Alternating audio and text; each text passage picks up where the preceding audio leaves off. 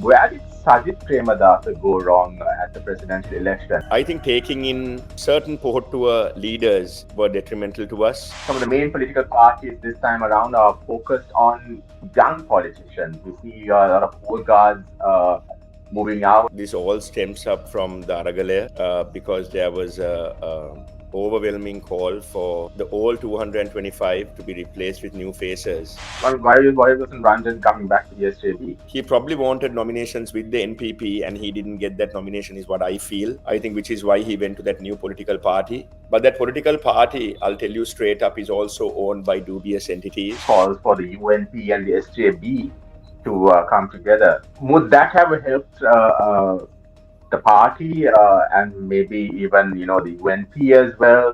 This entire election loss, while attributing our mistakes, I think a big portion of it has to be going to President Ranil Wickremesinghe as well. If he came into some sort of agreement with Sajith Premadas and if he would have said, Sajith, now's your time, you run and I will support you as the incumbent, I think we would have won this election with a majority of about 3.2 million, which would have been a humongous victory.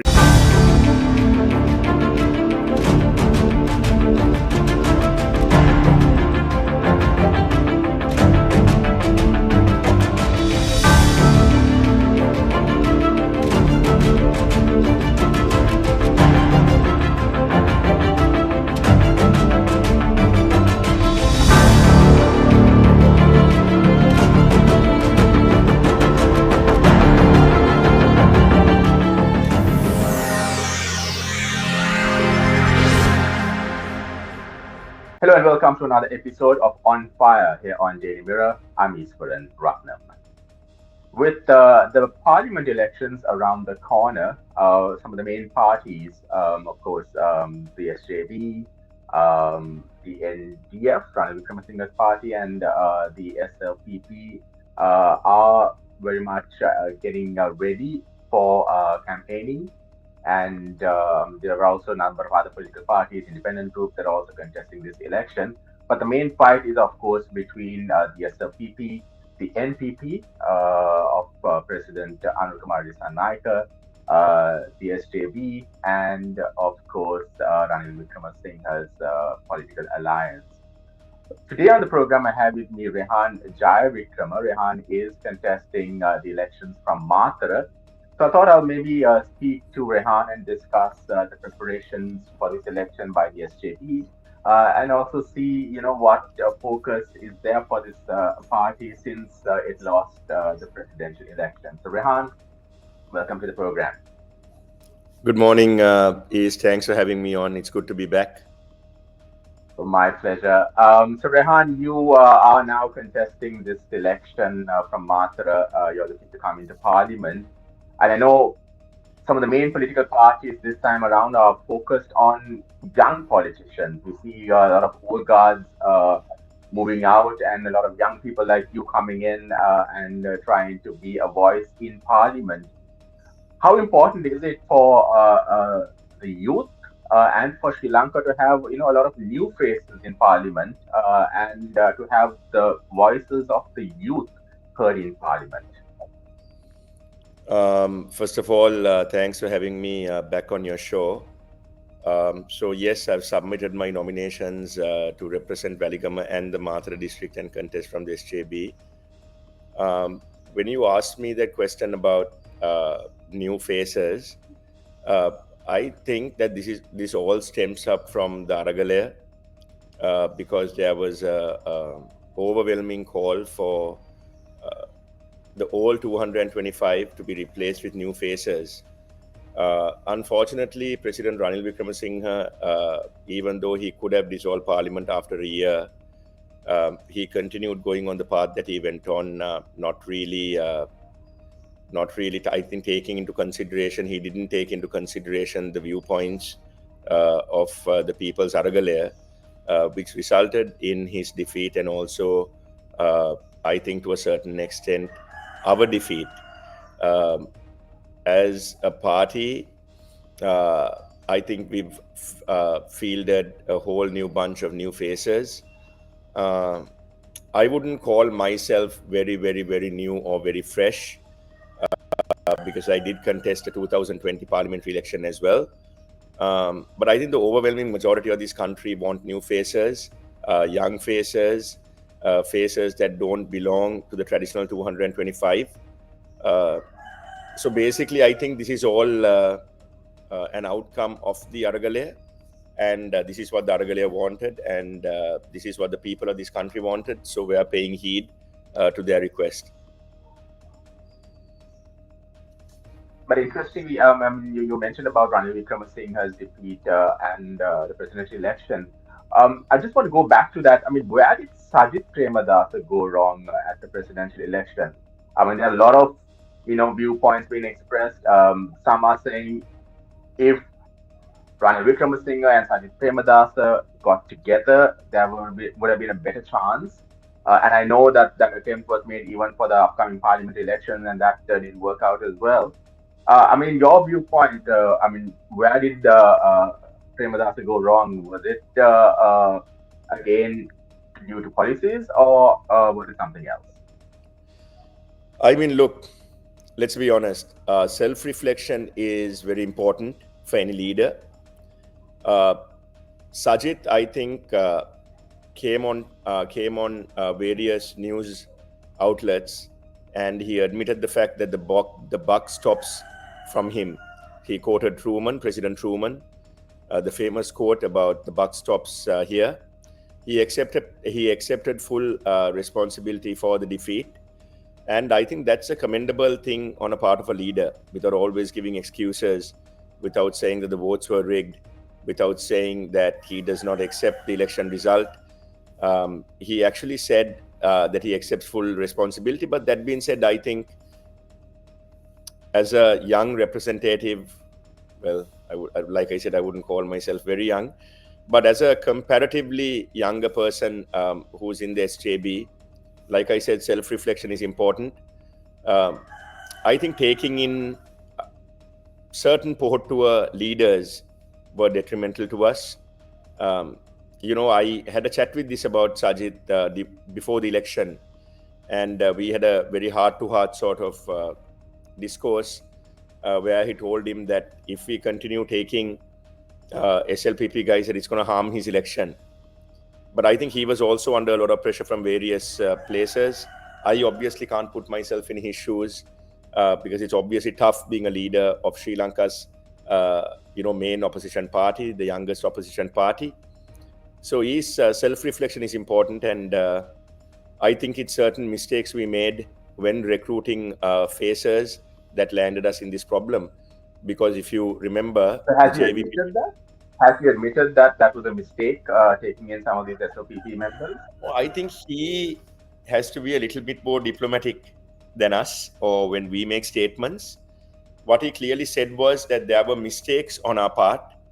He said, in Sinhala, he said, "Ape atin adupadukang una." So I think as a leader, that's a diplomatic thing to say, without jumping the gun and saying, it's only because the Pohottua. There were certain mistakes from our end as well. There were a little bit of issues when it came to our social media. I think, frankly, we should have paid a little bit more attention to the social media. We should have paid more attention to the youth. I don't think we thought that the youth in numbers will vote for the NPP. We thought that the youth vote will be split between the SJB and the NPP. So I think a lot of miscalculations there. But I think personally, what I feel is that, and I still believe that it's because of some of the Pohottua characters that we got in. They really harmed the election, because if you remember, the entire JVP slogan was Unuttekai Munuttekai in English, which translates to all of you are the same. And we fed into that. We fed into that narrative. And that proved advantageous to the... In fact, even Ranjan Ramanayake the other day was saying the same thing as well. Munuttekai, Munuttekai, all the the corrupt people are now in all the political parties, more or less, except maybe to some extent I have no issue with Ranjan, but it's funny. Ranjan says that because we all know the real owner of his political party. I'm sure you know as well, is who that political party belongs to. He also got people like Vadivel Sureshin. He got people like T.M. Dilshan who were in different political spectrums during the last 4 years. Uh, so I mean, Ranjan made a bad call. Uh, I think Ranjan probably wouldn't have. Did he close his doors on Ranjan? Why wasn't Ranjan coming back to the SJB? I think Ranjan made a serious miscalculation. He probably wanted nominations with the NPP and he didn't get that nomination, is what I feel. I think which is why he went to that new political party. But that political party, I'll tell you straight up, is also owned by dubious entities who are known worldwide, who are under investigation for money laundering. A very dubious track record of the owner of that particular political party, whether it's official or unofficial.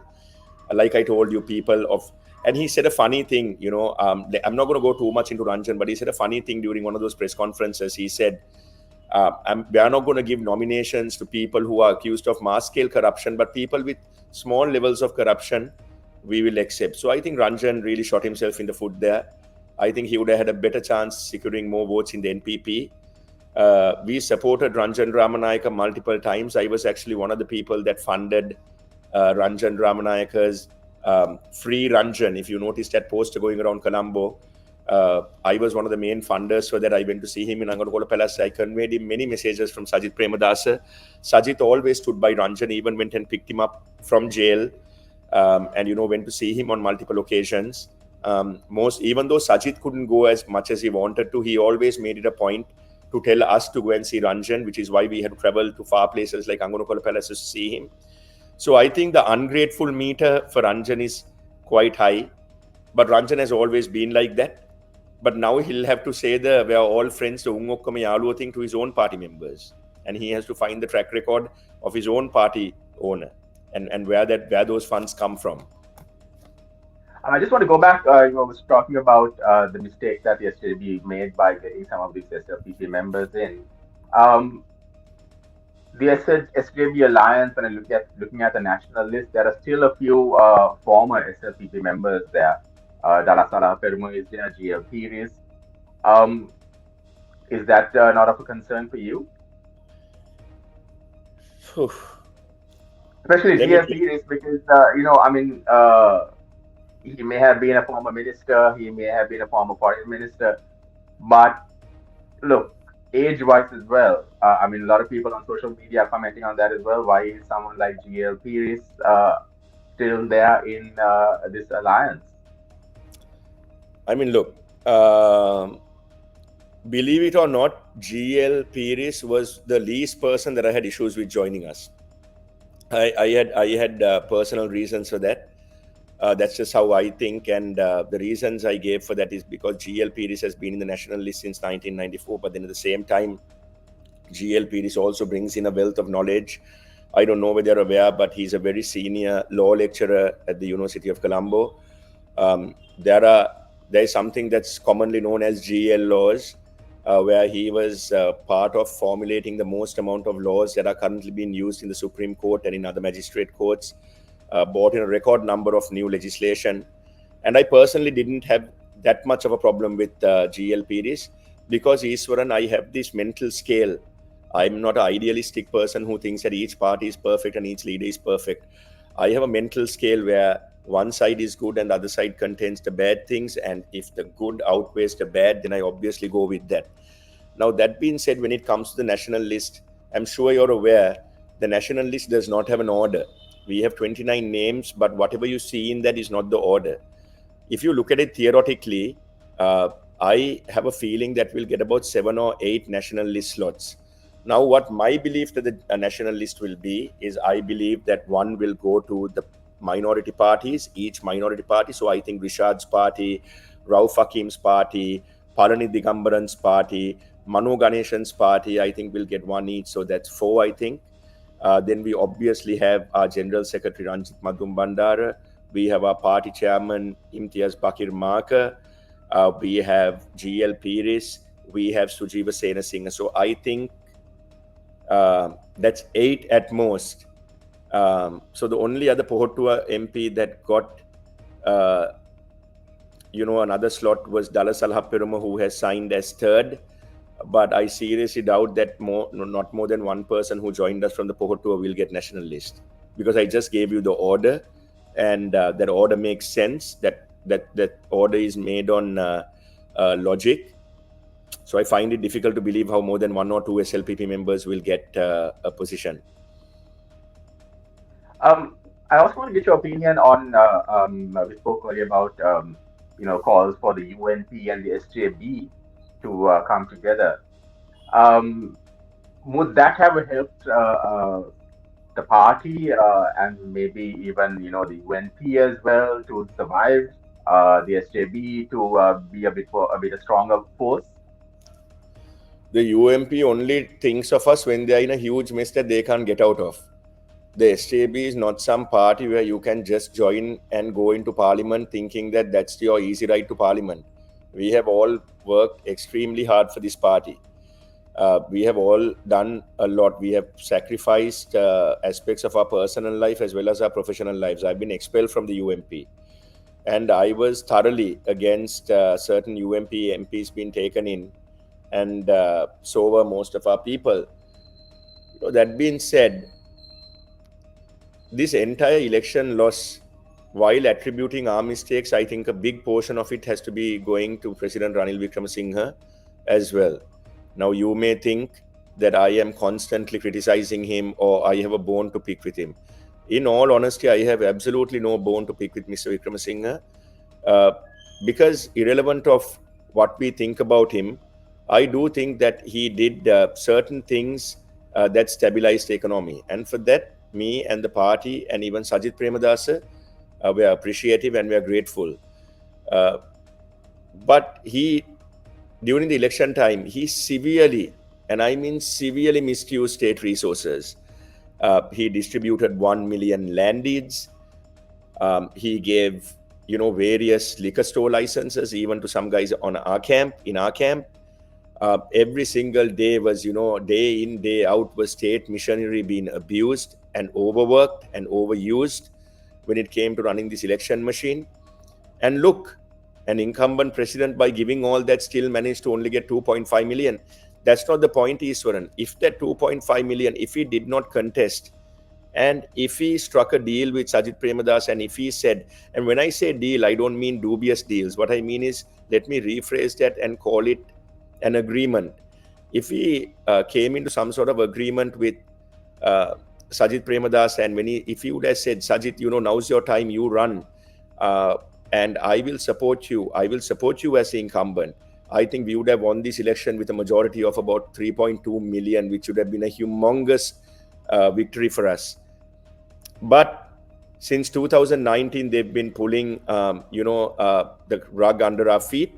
His main objective was not to win, because let me tell you, Ranil Wickremesinghe is he's not a stupid person. They would have done their surveys, and all internal surveys and external surveys predicting our victory and the JVP victory also showed a very, very negative rating towards Ranil Wickremesinghe.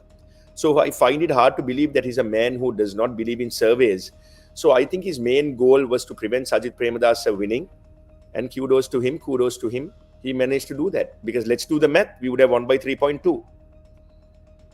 And do you think the SJB has a chance at the parliament elections, considering the sort of support that the NPP got or Anur Kumar Dissanayake got at the presidential election? Do you think that that whole wave will sort of continue even at this parliamentary election?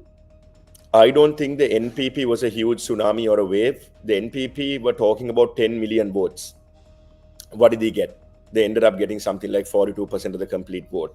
And even that cap went down. 3.2 to 3.5 million people did not vote. 4-point-something million people voted for us. Do the maths, there's about 5-point-something million people who did not vote for the NPP. So now they are playing optics. They are doing things that look good optically. They are doing the same things that Maithripala Sirisena did in 2015 by putting all these vehicles in front of Goldface. Now I'm asking you, where are those vehicles? Those vehicles are now given back to the same institutions. It's not as if they were auctioned like what Imran Khan did. But they're also slipping. They're also making some terrible, terrible moves, which We'll give them a voter decrease. But yeah, I think to win this election and to get government is going to be challenging. I'm not going to say it's not challenging. But what our main point is that either we get into the government or with the opposition. We are planning on being either a very strong government with Sajith Premadas as Prime Minister, or will be a very strong opposition with Sajith as Prime Minister. And the SJB is prepared to work with Anukumar Dissanayake as president. Absolutely. And I think Sajith mentioned that the day that he went to the Elections Commission and when he made that speech, I think that was magnanimous of him to have lost and to go in front of the Elections Commission and say, look, we are going to support the president. We assure the president he's going to get our support. But listen, that's not unconditional support.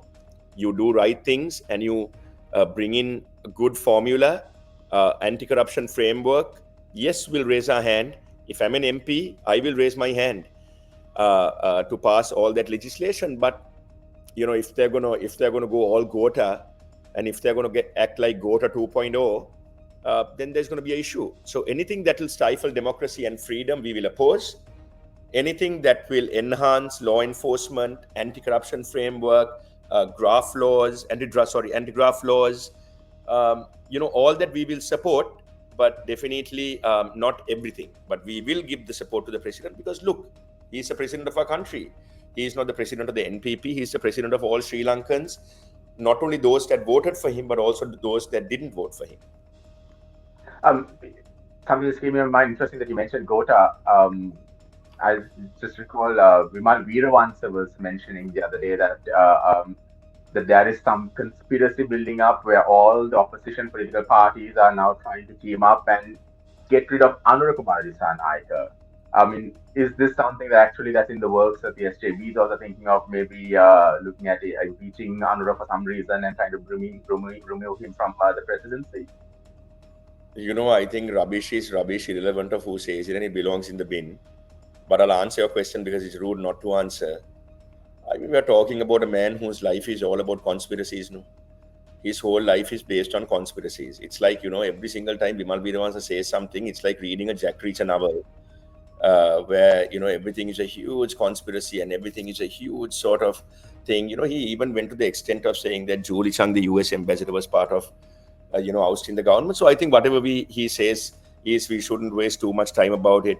He's an absolute joke of a politician. He's an absolute racist. He's a nationalist.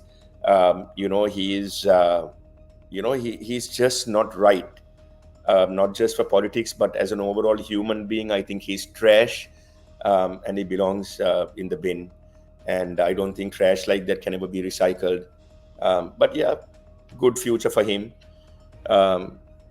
He's out, and I hope he stays out.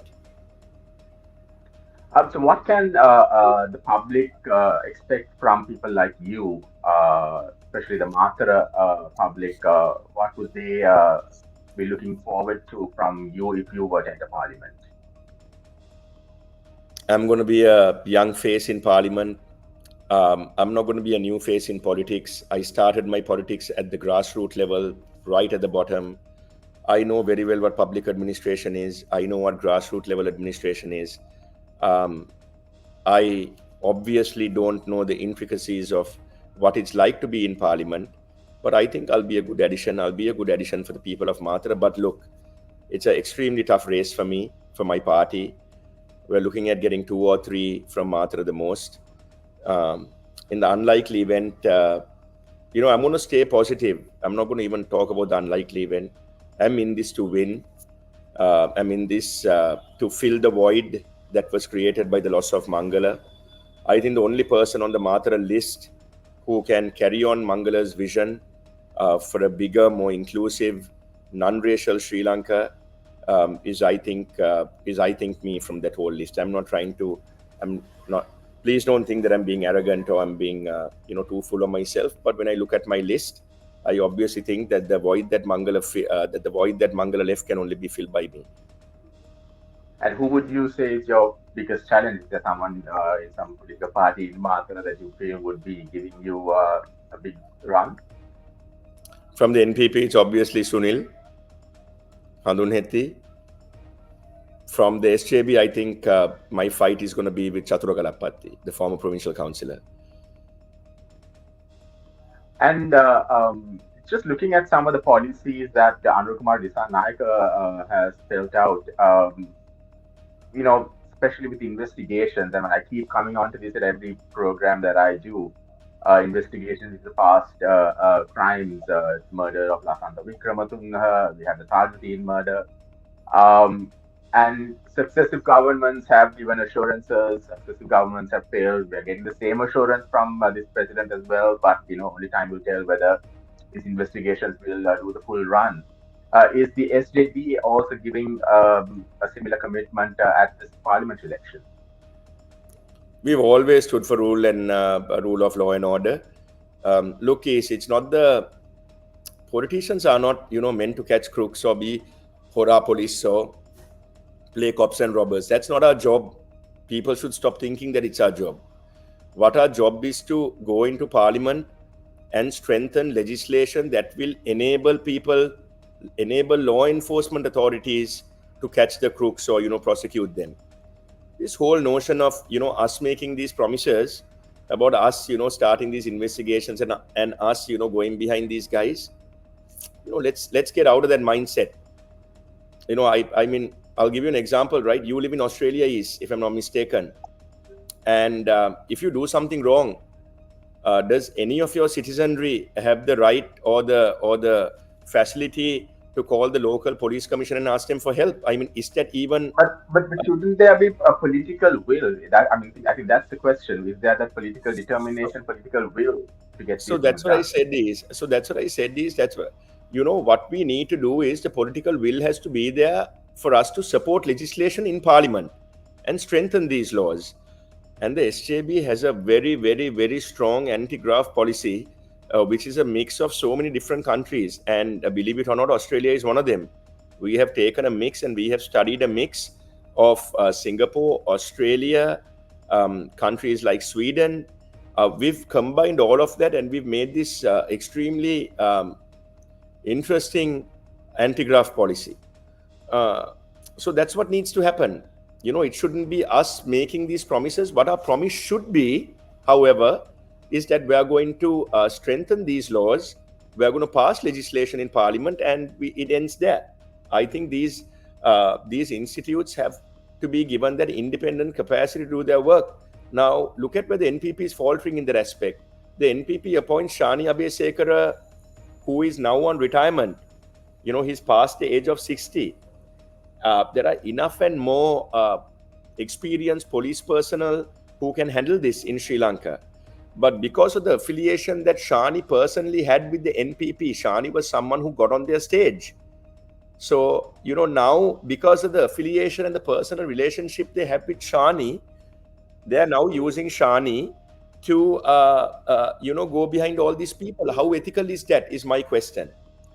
And there are so many other ways in which they are faltering. When you look at the things that, I mentioned this to Chaturanga Abeysekara when I was on TV with him a few days ago. Chaturanga is someone who called Nandalal Veerasinghe an IMF agent, in one of his videos and said that, the whole debt restructuring program is not right and that he's a paid agent from the IMF. These are all very serious allegations. This is not just saying Nandalal is not doing his job. This is saying that Nandalal, this is the sort of Vimal Veeravansa rhetoric that Chaturanga used. And Chaturanga went to the extent of actually saying that anyone, including Nandalal, responsible for these things should be hung. Look at how deep that word sounds. And now, he still kept on as the central bank head. And, Ranil Wickremesinghe's relation, who is the foreign secretary now. Let me say, I don't think that being a relation of a politician should be a disqualification or qualification for public service.